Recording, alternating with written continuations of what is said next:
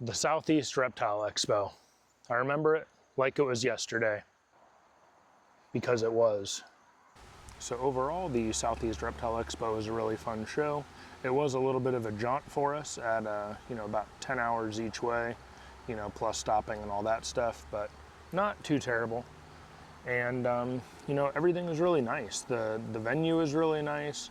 It was like a perfect medium between how wide open Daytona is and how tight the spots are at Tinley. It felt like there was a, decent amount of space for people to be able to get around without really stepping over each other, which I think a lot of people really appreciated. I think Bob and his team did a really good job at putting everything on. And there was, a lot of hotels that were like really close in proximity. The one downfall, I guess, to that is that it's like, I don't think a lot of people knew where was the hangout spot for after the show. I found out like late Saturday, or maybe it was like even Sunday morning, that a lot of people were hanging out over at the Marriott, which was just a couple of hotels down from where we were at. We were staying at the True by Hilton hotels, and I know a lot of people stayed at the Spring something, whatever, that was like right next to that. Either way, the hotels were in close proximity to where you could basically just like walk over, which I thought was pretty nice, because that means if you're attending the show and coming in from out of town, you can just stay there and then just walk over, and you don't have to pay for parking extra and all that kind of stuff, which I think was pretty cool. So there was a lot of really cool animals at the show. I think they did a really good job of, divvying up the type of animals that were at the show. I really enjoyed seeing the Blackhead pythons from Split Rock Reptiles. He had some amazing Blackhead pythons, both regular phase and some exanthic phase, and really good, line bred, quality animals. And one thing I thought was interesting, because I've always been under the misconception that, while in the wild they are a species that will feed on other reptiles and other snakes, out of the 20 plus years or whatever that he's been dealing with those animals, he has not had a situation where a black-headed python has eaten another black-headed python. So that's pretty cool, considering they are a beautiful animal, and I think the exanthics look just amazing.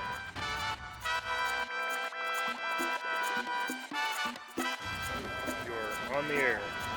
Okay, great. Whenever you are. So my name's Jim Sargent. I'm with Split Rock Reptiles, and we've been breeding reptiles since 1997, so that's 27 years or so. And I really like to work with black-headed pythons and ball pythons, and I also work with some colubrids, which are locality speckled king snakes out of Harris County, Texas. They're some of my favorites. But anyway, let me show you some of these black-headed pythons here that I've got. This year was a pretty good year. I got some really nice axanthic blackheads here. I started mixing those with my Swiss line probably 10 years ago, and started backbreeding those as we went along. Anything you want to look at in particular? I guess just which one is your favorite, or which one do you think is your prettiest? Okay. Example of. Yeah, this one I like a lot, and this was born in last year. It's a 23, and this is with the Swiss line in it, and you can actually see the banding on here I call it feather banding. And it's super razor sharp going down through there, and it's just a lot of high contrast on this animal. And this is a male, and he's just super white belly.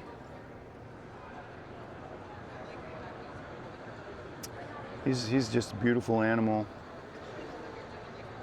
So that's one of my favorites right here.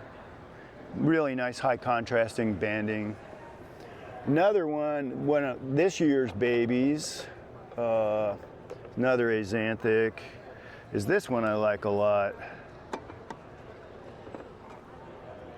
This is a little female. She's not feeding on her own yet, but she's working on it. We're gonna get there pretty soon. But she's got really nice, very high contrasting banding there, so she needs to get get started. You can see she's a little bit thin, but we're working with her and she's eating, but it's going to take a while to get her going. She's got real good banding on her too. Got some other ones here. This one right here is interesting too. It's kind of got what I call maybe a tiger stripe. And you can see the beautiful side bands on this one.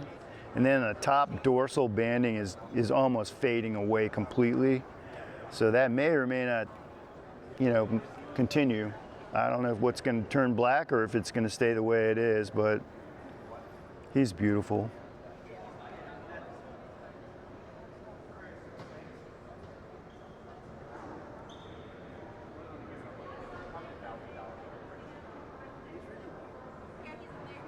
Kind of nice. That's Good. I guess where can people find you? So yeah, website splitrockreptiles.com. Find me on Instagram at splitrockreptiles, and Morph Market. Yeah, so that's where you can find me. Or you can call me on my phone, 713-530-0647. The old way. Yeah. Cool. Thanks for taking your time to show us some stuff. All right, Brandon. Thank you. Sterling Exotics had some really cool pixie frogs, as well as some White's tree frogs. Those things are super adorable and they just look waxy and they're just kind of fun.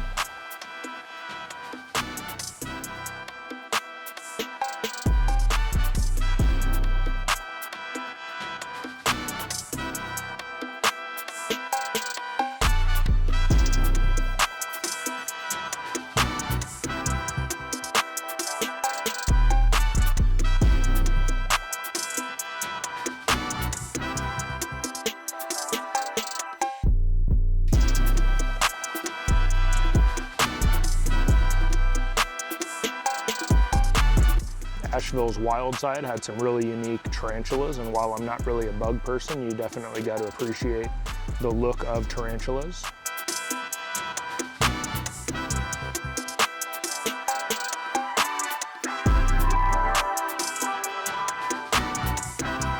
Ace Reptile Emporium had some really cool milk snakes. I think they were some Nelson's milk snakes.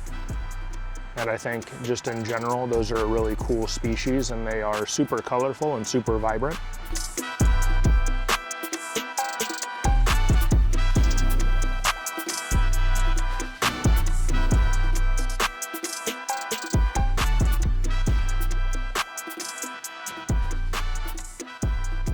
So I'm here with Troy from Balls and Strikes, and he's going to tell us a little bit about one of his favorite animals, or at least prettiest animals that he has on the table, and just some of the stuff he's working with in general. So, great, yeah.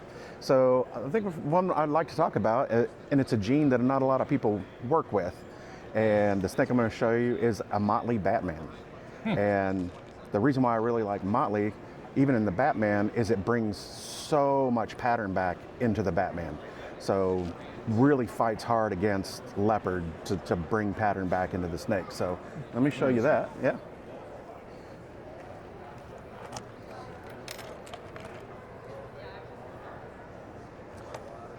So originally I wasn't 100% sure if this was redhead or not, but I don't think it is. I do know for sure though this is a Motley Batman. And when it also first came out, I also questioned if it was even a visual clown, but it has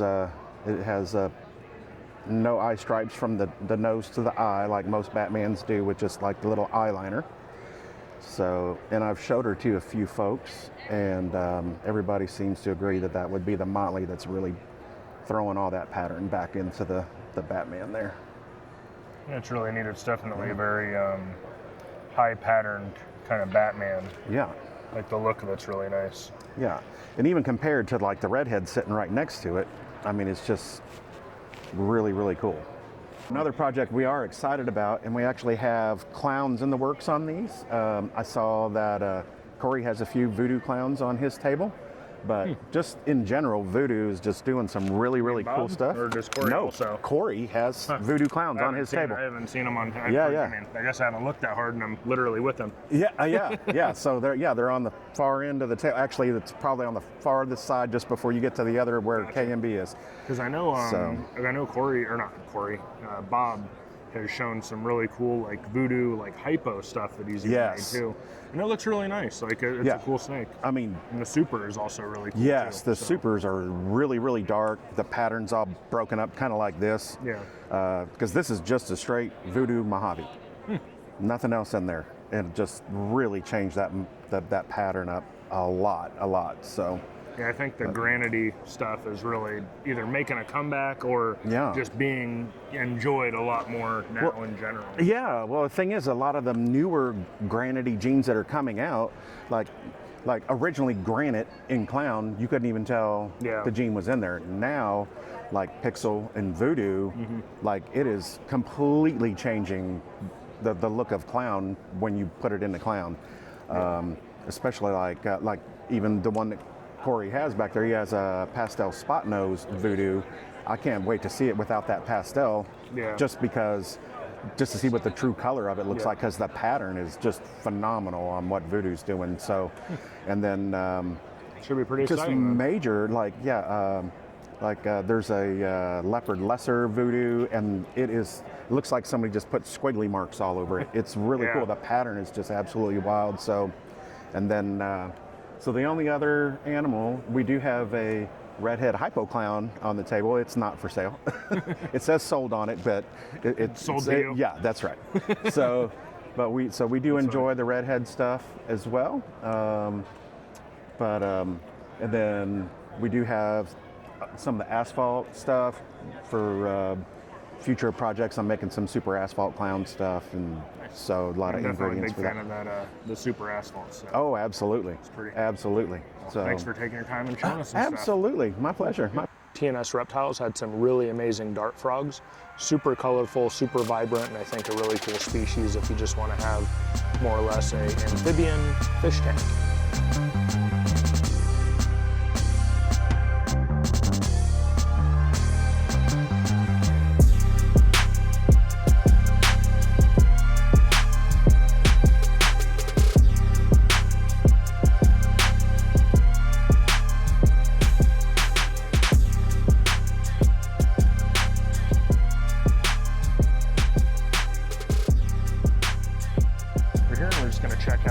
A couple of cool boas, so I do kind of want to hear what one of your favorite boas are as far as like your prettiest. Not so much the most expensive, but what you think like objectively, if like your grandma were to look at it and be like, that's a pretty snake. All right, The grandma test. The grandma test. All right. Here we go. Most people agree that pink is a pretty color. So this beautiful red rum VPI Jungle 50% het ferrannery is almost solid pink and red, and she is gorgeous. She was produced by Joe Cooper. Nice. And she is got the pinkest belly and just gorgeous. I will say when people have even came by like our spot, like the boas and the blood pythons are what stop people the most. And it's just like, you know, the bright colors and the pattern on a boa, the head structure, like all that stuff. It's just super appealing. And I think a lot of people, you know, are drawn to it, you know, like it looks, you know, not aggressive, but it does have like a toughness to it to a degree. See, I'm the opposite. I think they have cute little faces. I think they're adorable. I think their little masks and like facial markings they have look like almost like face paint sometimes. See, and I would agree, but I think it looks like they're like kind of mean mugging, like they're staring down, versus like say like a lot of the python's heads. They have like the big round eyes, and then they have like the big kind of fat like head, jowl area. So I think like those look softer versus this. It's like more like sleek and like streamlined. So absolutely. And then of course everybody loves the super fire. That'll pass the grandma, the great grandma, the aunt, every test you could imagine. Yeah, the super fires are beautiful. Just the solid white, you know, like, I mean, how can you argue with it? Good Lord, if I didn't know that they made these this massive. These are new, actually. So this is like within the last couple months, he advertised them, and I bought like one of the first ones. Yeah. I saw it, and I was like, I need. It's good for this situation, right? For like Perfect. a good, you know, just showing off like a good sized animal. I want to be able to bring my 2-year-olds and stuff and be able to have them comfortably sitting in a case and not cramped. I hate seeing them when they're like wedged into stuff. Yeah. That's why I didn't bring a couple bigger adults, is because I didn't want them wedged into the little like 12-inch by like 9-inch square. Yeah. You know. So this girl's a 2022, so she's 2 years old and some change. She's also possibly IMG, visual anery, and hypo. I was gonna say, I've heard like a lot of the IMG Superfire stuff ends up having like a lot of the spotting and stuff. And yeah, I mean, that's just a really cool look. It adds just a little bit of extra stuff. I mean, like the cow retics, right? Like, yeah. It's a really cool look to them. It is. It's a very cool look. So. And then so I have one snake I want to show you that's not a grandma test snake, potentially, but I think it's the prettiest snake I made this year. Even though it's also expensive. Yeah, I mean, and sometimes it, you know, pretty and expensive both, you know, come together. So this.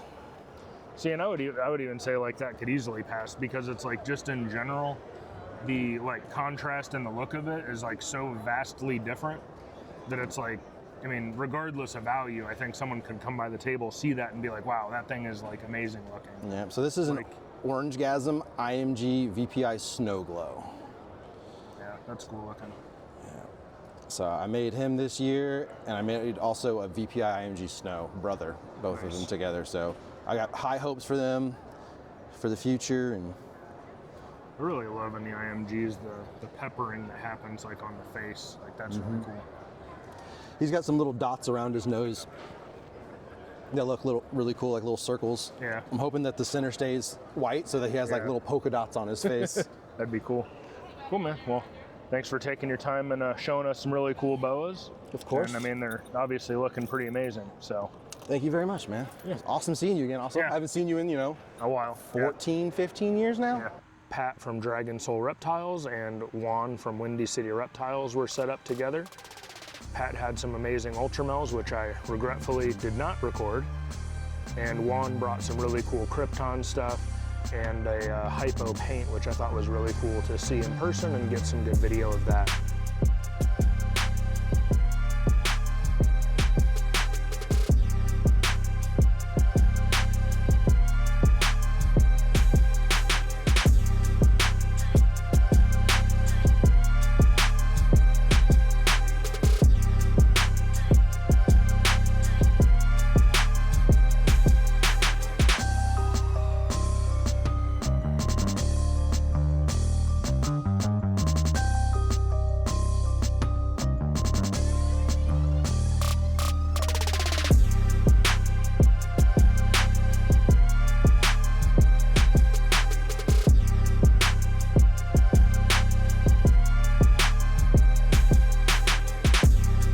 Adeline was showcasing a lot of the beautiful art that she makes.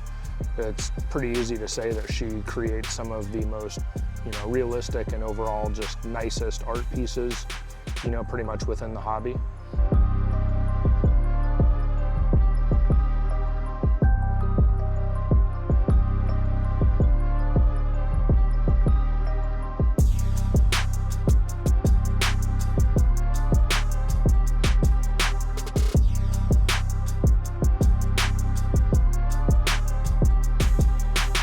Rice Reptiles and Canova were also set up together on an end cap, and they had some really nice Wookiee combos, and then Justin brought some really cool Hurricane stuff. Really beautiful, and Hurricane's definitely one of my favorite incomplete dominant genes with a good super to work with.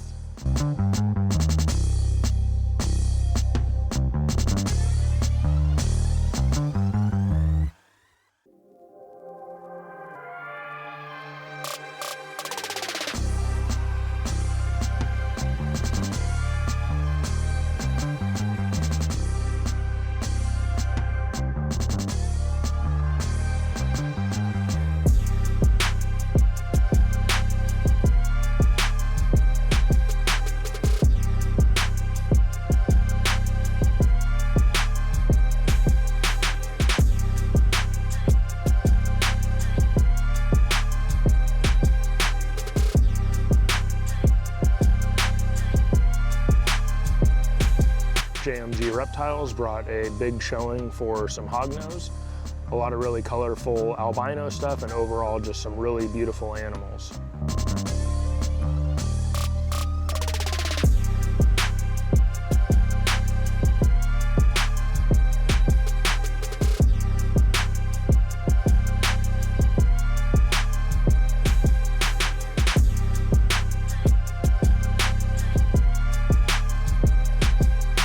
Jumping spiders are super adorable, and this lady seemed to be absolutely killing it the entire day. We were diagonal from her, and her booth was always busy, and rightfully so. Some people brought by some cute little spiders that had like fluorescent green like fang sheaths, which I thought was really cool. And she also makes some really cool displays to put these animals in. So again, another really neat display animal that doesn't cost a fortune, but is super pretty.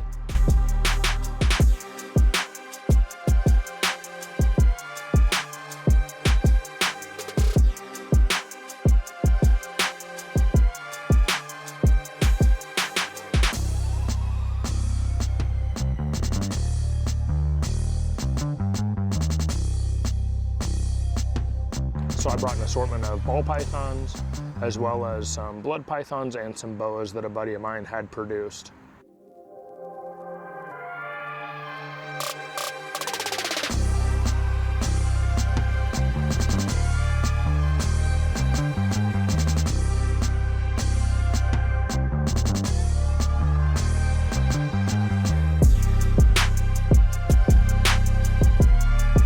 Corey brought some exceptional hurricane stuff, and here's a comparison between a banana version and a non-banana version, and it's hard to pick a favorite.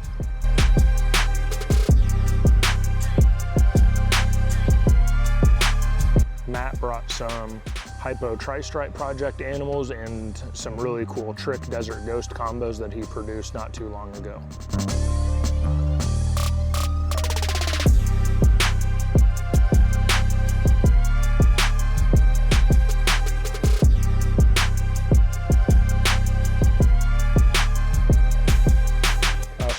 Thanks to everybody that took the time to stop by, check out our booth. It was great, stopping to talk with everybody, and we appreciate the support. So let me know down in the comments below what your favorite animal was if you attended the show, or if you're just living vicariously through this video, what you liked the most. Now we are going to be at the All-American Reptile and Plant Expo in Charlotte, North Carolina next week. So if we missed you in Georgia, hopefully we can see you there. Thanks for taking your time to watch this video, and we will see you in the next one.